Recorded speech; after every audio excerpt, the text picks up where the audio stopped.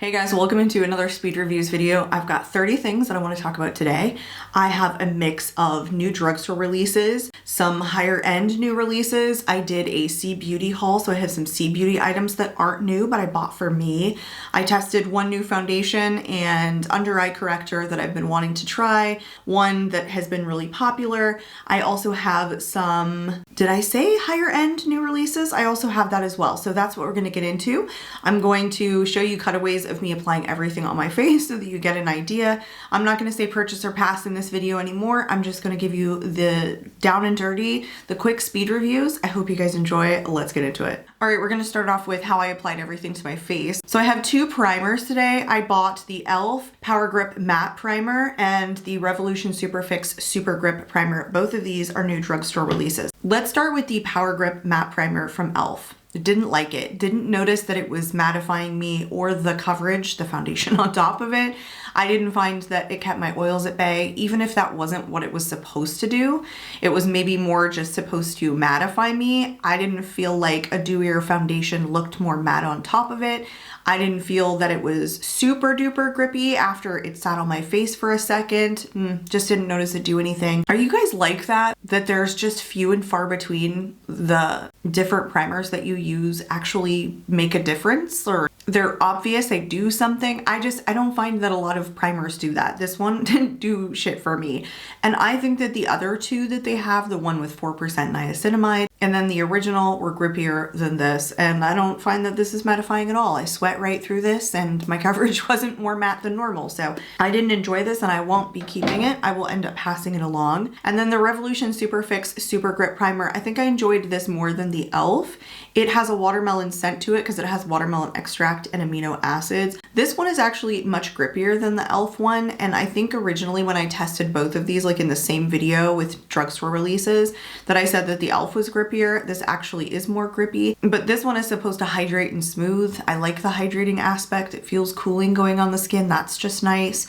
I think this just does more for me, but maybe like didn't change my life, if that makes sense. Like I could have gone without this. This is not something that I feel like made a difference in my makeup routine. I just like the way that it feels going on. And hydrating and smoothing is definitely something I'll do right about now when it's a little bit cooler and a little bit drier out. So I like using products like this right about now. I will say though that that watermelon scent is a little childish. It kind of smells cough syrupy, and that I don't love about it, but it doesn't last. It's not a strong scent that continues to linger, and it's not so cough syrupy that it irritates me. I can manage it. I just kind of notice it when I put it on, like, oh, this is a little childish of a scent. Anyway, I don't think you should run out and purchase this, honestly. Neither of these changed my life. I like this one more, and this one I'm going to hold on to, at least for now. All right, let's move on into eye products. All my single eye products. I have two here, and both of them I really like, and one I just think is exceptional. So the Patrick Ta, I got one of the duos. This one is the Still at the Club, which is the more brown kind of taupey shade that I'm wearing on my eyes. I freaking love this thing, you guys. I don't care that it was $42. Some of my singles in my collection are $30, $32, $35. So for two shades, I don't know why $42 is so crazy. It's nice packaging. I like that there's two different finishes in here. You get one that's a sparkly shade and one that's without sparkles, but both of these can be worn on their own depending upon what you're looking for the day. I've been using the sparkly kind of all over and then blending the not sparkly shade in the outer corner. I don't know what the not sparkly shade is called, but I think this is fabulous. I was using this a bunch. I have been using this a bunch since I got this. So I don't regret picking it up. I did wait for this particular color story or shade to be back in stock because the other ones I hear maybe aren't as pigmented, and it went out of stock, in stock, back out of stock, and in stock again. And so by the time it was back in stock for the second time, I did pick it up.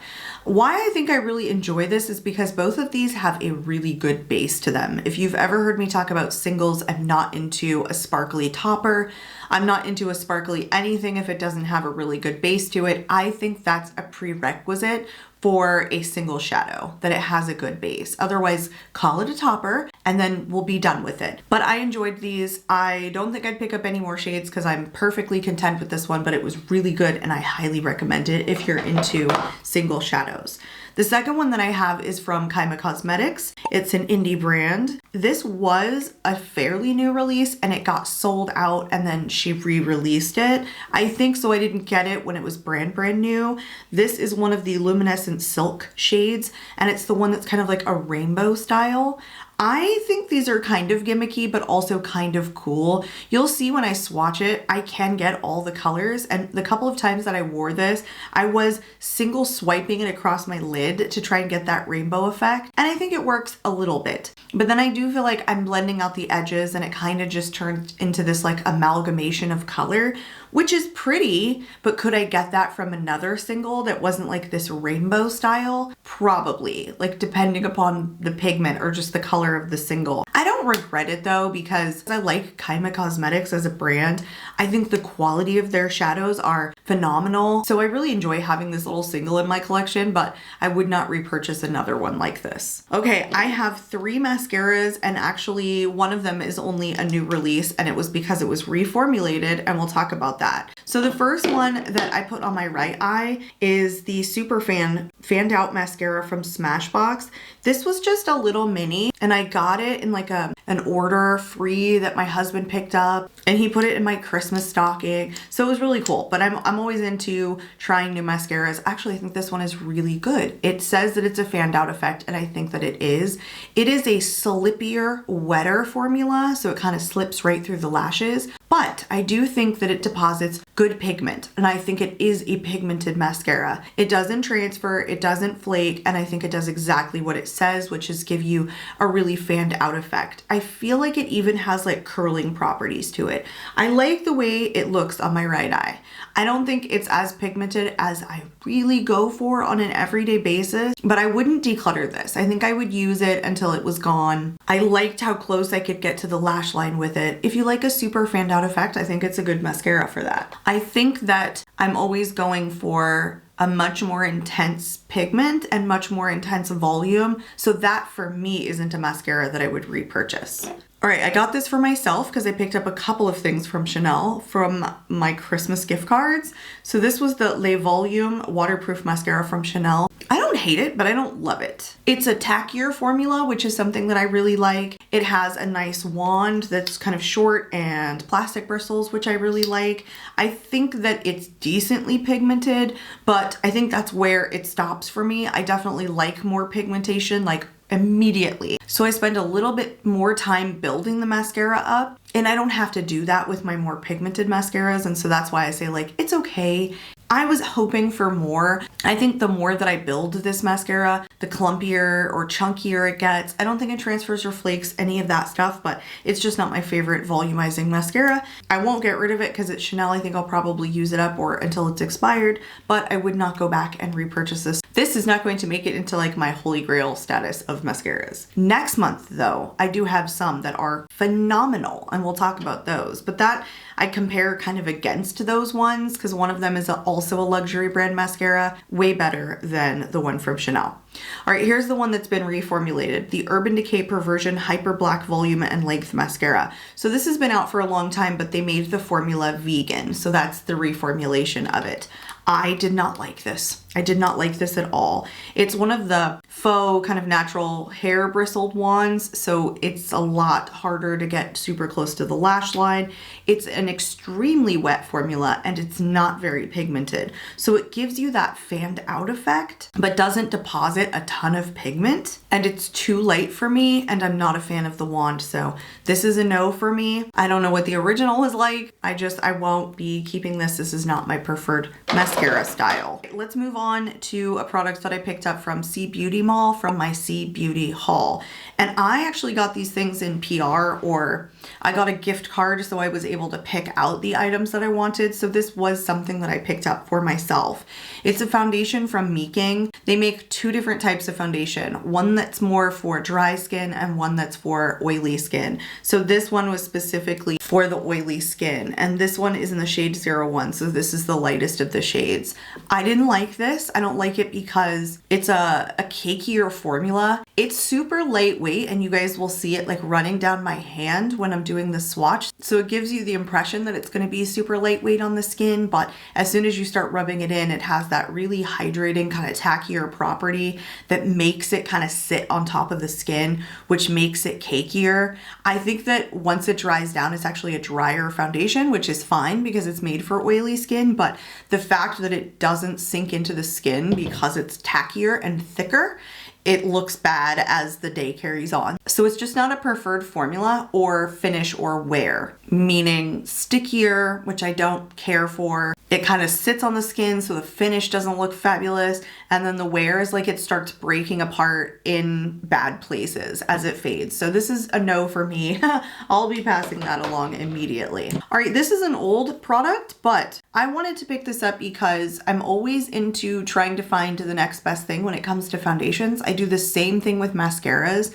And blush, I'm just a collector, but especially with foundations and mascaras, they're probably my two most important makeup categories. I always want both of those things to look their best. That's my personal preference. So I picked this up from Sephora brand new. It's from Huda Beauty. It is the Faux Filter Luminous Matte Full Coverage Foundation. This one is in 200B Shortbread. It's a little bit deep for me, actually. So I don't know if this was like an older product because I remember like Shortbread working and like other things from her. And the reason that I say that is because the product looks like it's almost got some missing, like it was a returned product that they mailed to me.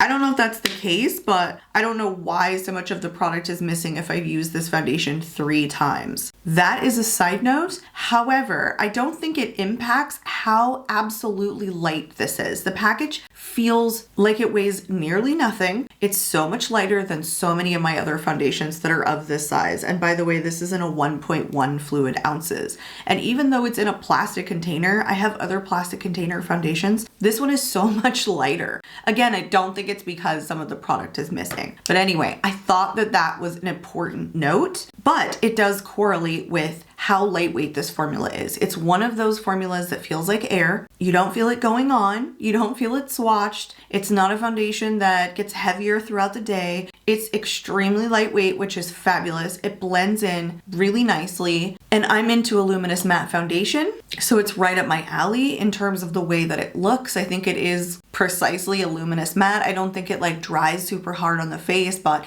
it is mattifying. It has good lasting power. Let's see what else. I like the way that it fades. I think this is overall a gorgeous, gorgeous foundation. If you have similar preferences to me, you guys, I just think this is really good. This is definitely a foundation that has like elevated itself in my collection because I think it performs and wears so well on my particular skin type. I wish it wasn't missing some of the product. I still think that there's a decent amount in here. I was just like, question mark? Like what the? But formula, finish, wear, gorgeous, gorgeous. This is also kind of an older product, but much newer than the Faux Filter foundation. This is also from Huda Beauty. This is her under eye corrector. It's called the Faux Filter Color Corrector. And this one is in Pink Palmello. You guys, I feel like this was sold out for a really long time, and I'm nearly certain that this is the lightest shade. I think this is just fine. I think it's okay, but I don't think it's great. The Cali Ray under eye corrector grabbed my heart. It's just the right light tone for someone of my fairer complexion.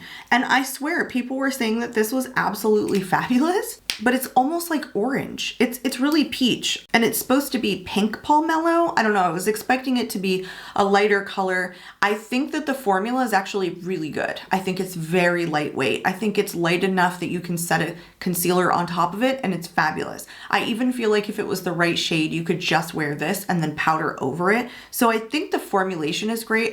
I'm wondering why it's so pigmented if this is the lightest shade. And then also I noticed that you can see the color of it after I lay it down on my under eyes. So it's not like going away. So I feel like I have to put something on top of it, a lighter concealer, something. And even though a lighter concealer works, together both of those give me a nice effect at the end. Again, I'm still questioning like, why is this so pigmented? Why was this so popular? If you had a deeper complexion than me, I could see it working just fine. But this being the lightest shade, I don't know. I don't think that this is the right tone for someone of my fair complexion. I feel like it should have been lighter, precisely what the KARIM did. That is like a super light baby pink color that not only neutralizes the blueness under my eyes, it's undetectable when the concealer goes on top of it. It's undetectable before that. So it does exactly what it's supposed to do. That's my preferred one. I don't think that this is bad because the formula is good. It's just the color is not great. All right, let's move on to blush. I have a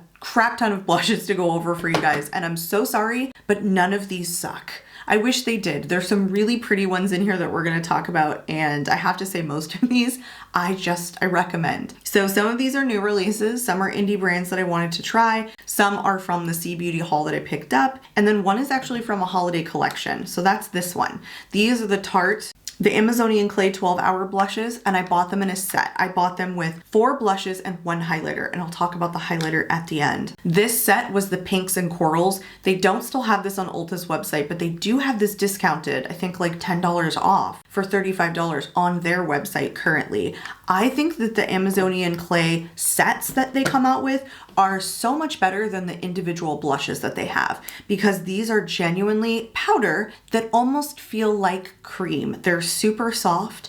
They get great pigmentation, but they're very airy on the cheeks. They blend perfectly. They're a very natural finish. They're just a very easy blush formula to work with. They have really good lasting power. They're not flat on the cheeks. And again, almost like a cream, as cream-like as you could get for a powder. So I highly recommend the sets they come out with.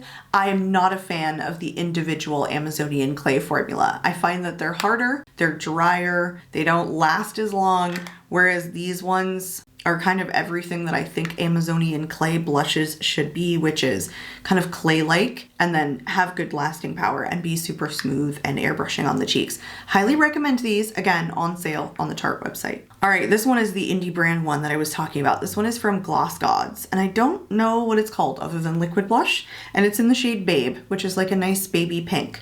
I did do a blush declutter recently, and I talked about not loving this formula, but I've worked with it a little bit more since that video, and I think I actually really do like it. It has a very, very light, kind of dewy finish. It's what I would describe as like a natural finish blush. It's not either direction. It's not super matte, and it's also not super glossy.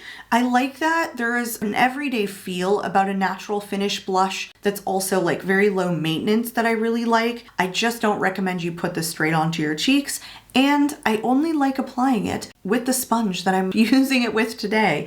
Every other tool that I've used, it kind of just comes out too pigmented. So the ones that I'm using are the Real Techniques matte sponges, and I want to say they're the CLQ72s, whatever that is. I just buy them in the 2-packs, and they're what's called like the matte sponge. I think that it soaks up enough of the product to make this blush look super airbrushed on the cheeks. Again, I like that natural finish. I think if you go in too heavy or you go in straight to your cheeks with this, it's gonna look flat. It's gonna be too pigmented, and I'm just not a fan of it. So if you use a really fluffy sponge, this is a beautiful product on the cheeks. I also love this shade in Babe, I just have to say. I think it looks very youthful, and this blush is a laster. It goes all day long, all day. All right, a new release here from About Face. This is her liquid blush. It's the Cheek Blush Rush, I think, and it's in the shade Starting Line. So this is so similar to the Huda Beauty liquid blush that just came out. They have a very similar formula. They have a very similar doe foot applicator.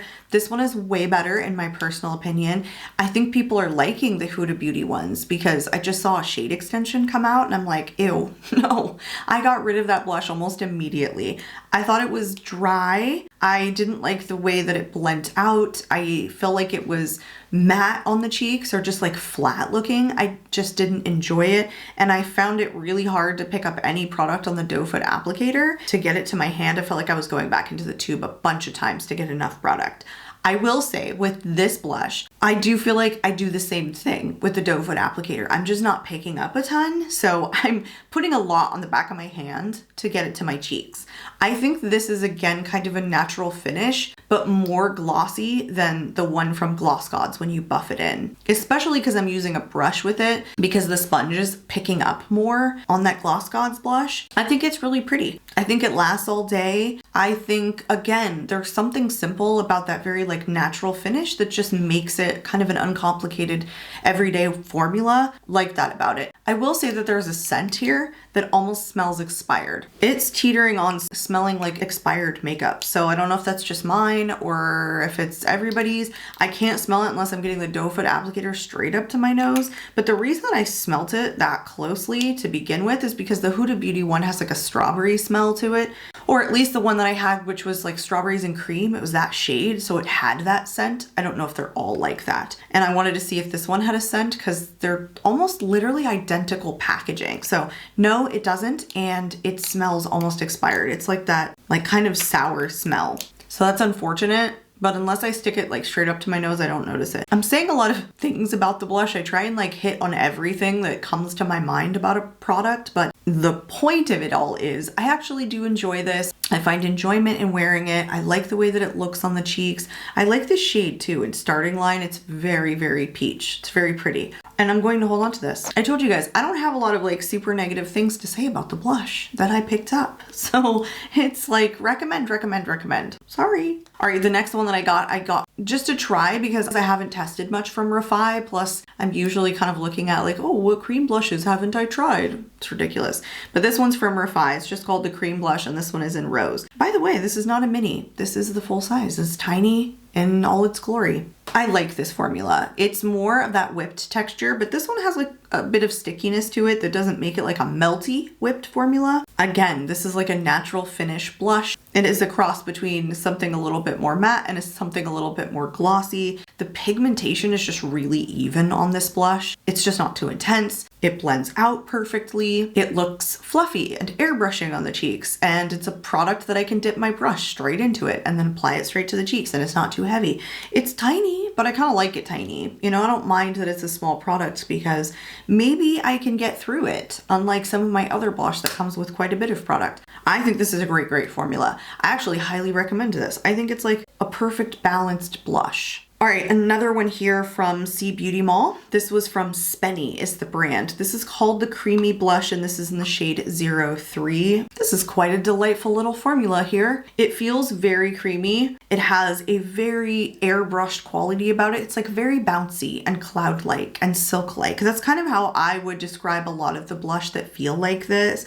It looks spectacularly soft on the cheeks. And this shade in 03 I picked specifically because I'm getting into lavender blushes because they have more than a white base to them. And so they show up like pink on my cheeks. So they're giving me what the baby pink blush I feel like should give me, but doesn't. Anyway, this is absolutely spectacular. I love the shade.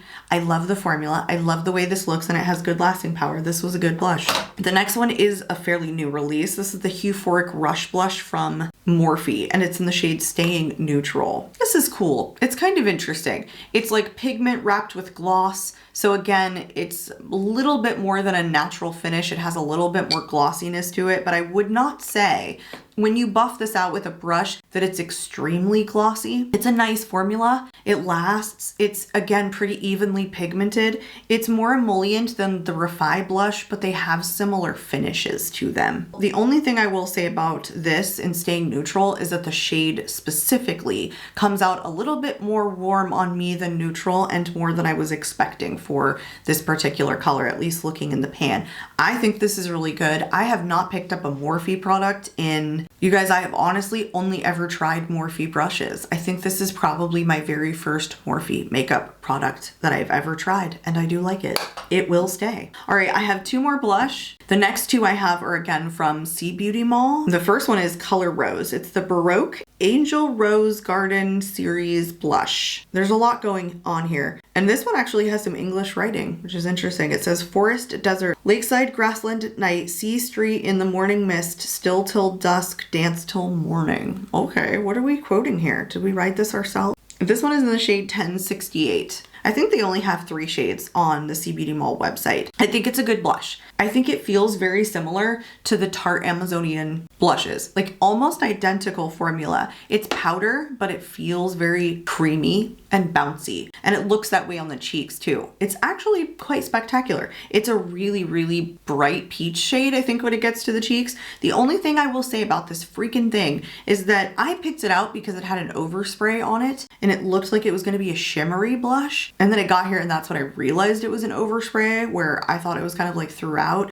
The overspray was on like the face, the bust. Yeah, that was a little disappointing and a little like gimmicky, but the formula itself was fabulous. So I actually am going to hold on to that one too. All right, the very final one that I picked up from CBeauty Mall was from Girlcult, and this is in the shade 20. Not only is this packaging like super duper cute, it's a really good formula. This one is a cream blush. It came in like the shape of a sun's face. Another product that has a similarity to a higher end formula that we just went over. This is very similar to the Refi one, except this one isn't sticky like the Refi one, but they're both very natural finishes. I think this looks maybe a little bit more airbrushed on the cheeks than the Refi one does, and it might be a shade thing too, but the even pigmentation with these blushes are cool. They're fabulous. They make it very easy to apply. They're seamless on the cheeks. You know, you can do these in a rush and they look good and they last all day. And this is another product that I go straight in with the brush to the product and then straight to my cheeks. So super simple formula.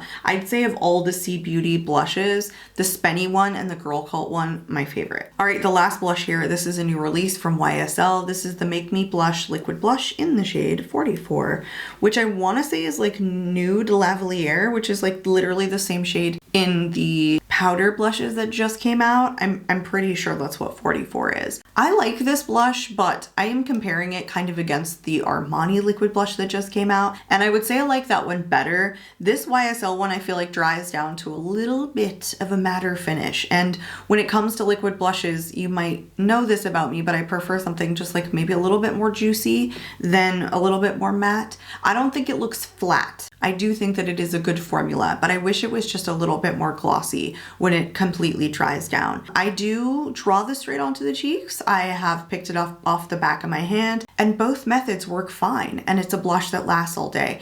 It is an easier formula to work with as far as like liquid blushes go. It has that capability to be put straight onto the cheeks, or if you prefer the back of the hand, and it still looks fine. I like it. I like the Armani better, but this one isn't going anywhere. It is also a good formula and a recommendation. Oops, I skipped right over this one. I do have one loose setting powder, and this was from Essence. It is a new release from them, from the drugstore. This is the Flawless Skin Trio Loose Setting Powder, and this one is in the shade 10, which I think is the lightest. This has like color correcting shades in it. Like, so one side is lavender. There's 3 sides, I guess, so it's not sides. One is lavender, one is pink, and then one is just your kind of lighter setting powder. I wouldn't say that it's white. It's a very, very light pink. It's like a brightening powder. What makes this really cool is that it has a sifter on the inside that has a cutout. Depending upon the powder that you want, you can put that cutout over it and just get that color. I've had the one from Givenchy where they didn't have any kind of sifter, so you're literally dumping all the shades out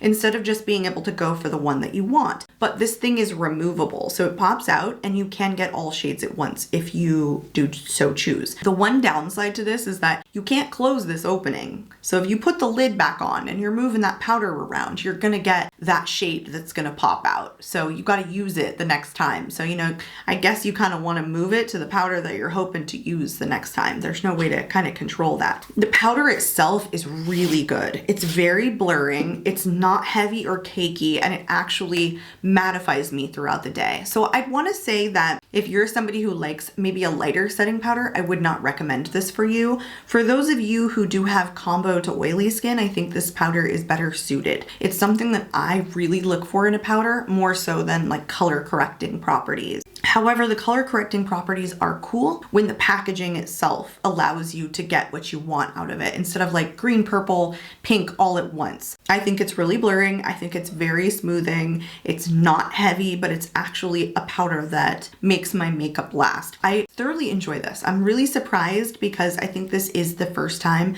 I've ever used a setting powder from Essence before, and I'm extremely picky when it comes to powders. I think a lot of us probably are, just depending upon our skin type. So anyway, I thought this was fabulous and affordable. All right, we had 2 contours launch. We had a shade extension from Charlotte Tilbury, and then we had Rare Beauty came out with her liquid contour. So let's go over the Charlotte one first. I had been saying for years that the contour wand that went fair to medium was too dark for fair skin tones. I've been saying that for years. Literally, if you go back on my channel, I think I talk about ranking like bronzers and I pull that one in and I'm just saying like, why is this so damn dark? And I'm surprised it took her so long to come out with a shade extension. She's been launching products like ever since then, you know? She gets new releases all the time. So a popular product like this, why not come out with a shade extension?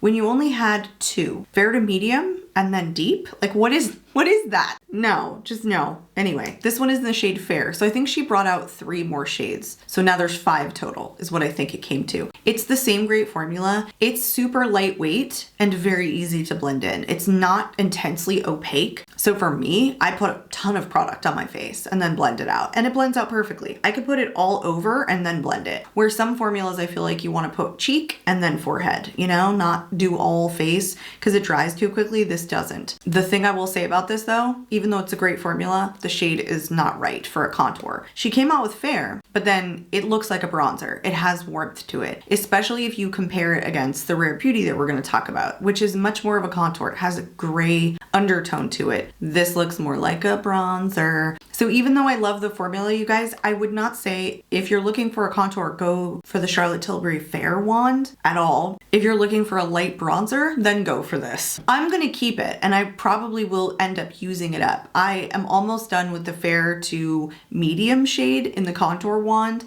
I've made it work, but I think mostly like I love the formula of that. So I'm actually somebody who really enjoys that formula and talks about it and recommends it a lot. But moving on to the Rare Beauty one, I think this is just called Liquid Contour. It's in the shade Gentle. This is a true contour shade. And this one is more pigmented than the one from Charlotte. So I just dot it on. I don't think you want to go in heavier than that, but it's still emollient enough that I put it everywhere and then blend it. Still gives me plenty of time to do that. It's the perfect shade. It's a really great formula. It really lasts all freaking day long. It doesn't look muddy or gross or weird. I highly recommend this. I do.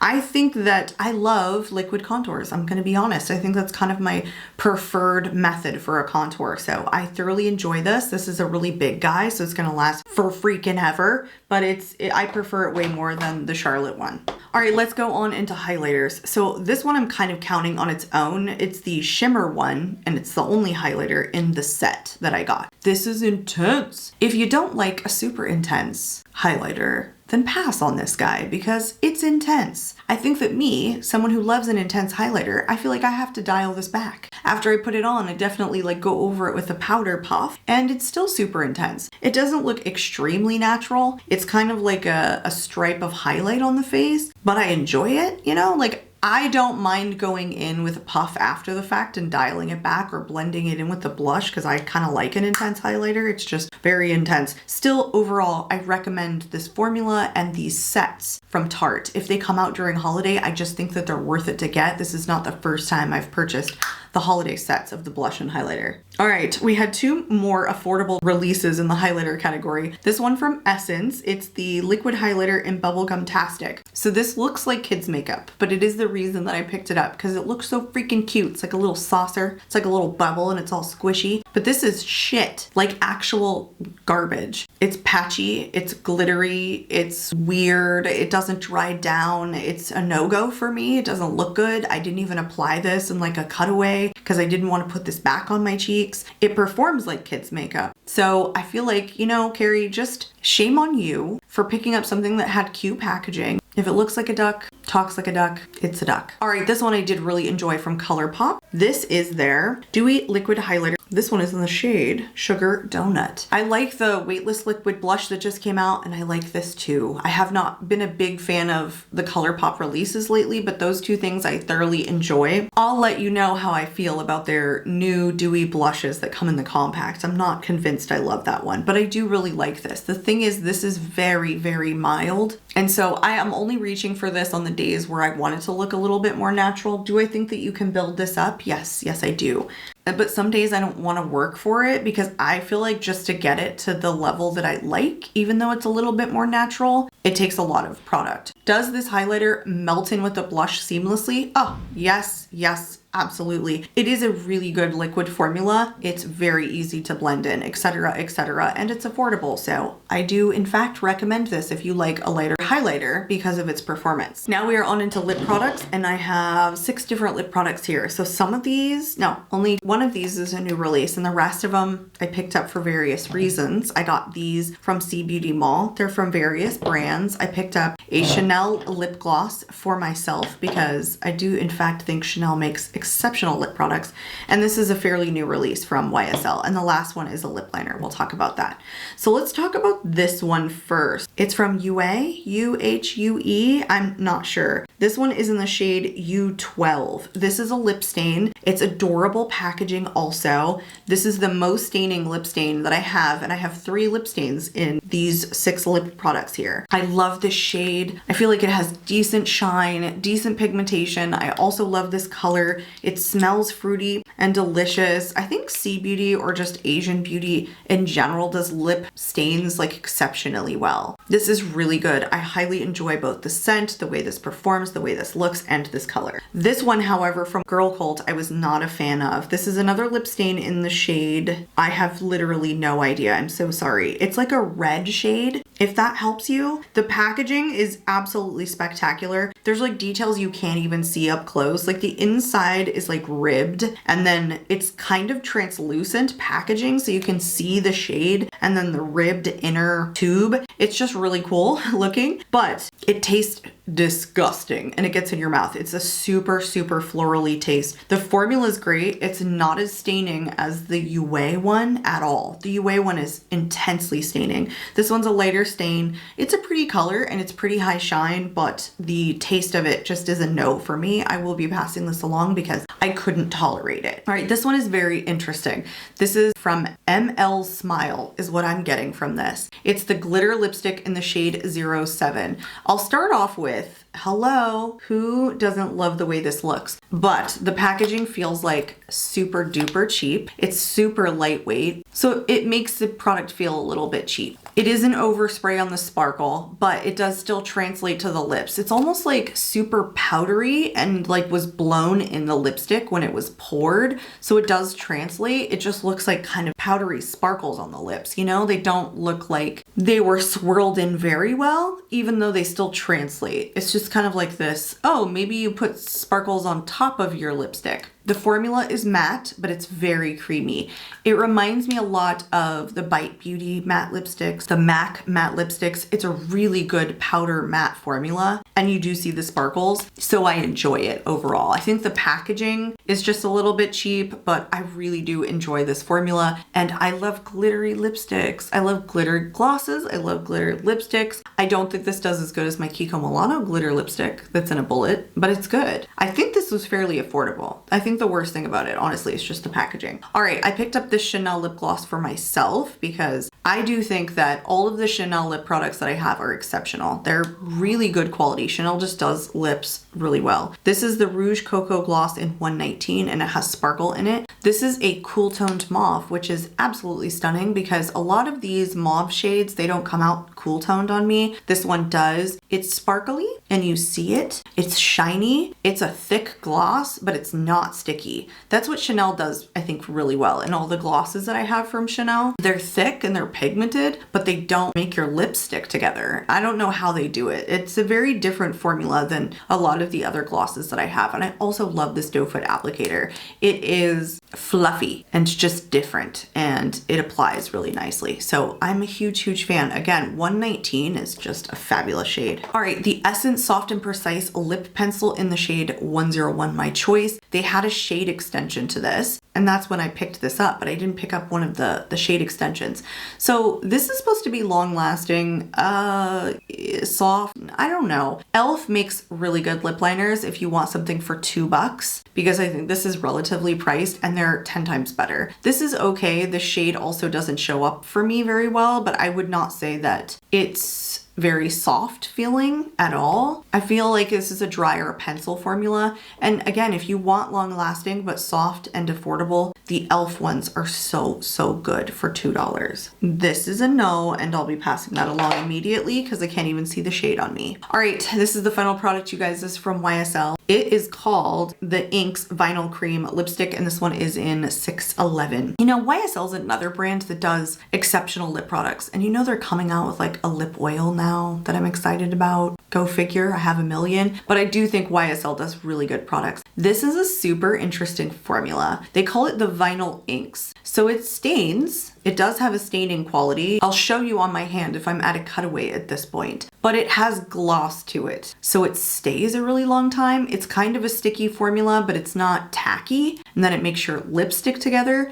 The shade is very neutral and nude and cool toned. Like, it's a perfect color if you're looking for something that gives your lips a little bit of color, but you're not trying to add too much. The more you layer on this, the more glossy it gets, but it doesn't get thicker. It's weird. It's a very interesting formula, but also I think that it gets shinier as you wear it longer. It's not even as shiny on my lips in my cutaway as it is now on my lips. So here is the stain that it left, and I could not get it off. That's it. It's on there. This is a spectacular lip product. I feel like the e.l.f. ones were trying to do this, but they didn't. They didn't come even remotely close to what these are. You know, the ones from e.l.f. that look very similar to this. Anyway, I highly recommend it. Again, another product that after I got it, I was wearing it a bunch to work, just over and over and over, ignoring the other new lip products that I had because I really enjoyed that one. Anyway, I'm sure I chatted your ear off, you guys. I always get super hyped about speed reviews videos and just reviewing the makeup in general. And I try to give you like an A to Z, everything that I'm thinking about that product. So I hope you guys enjoyed. If you guys are not currently subscribed, you know what I say?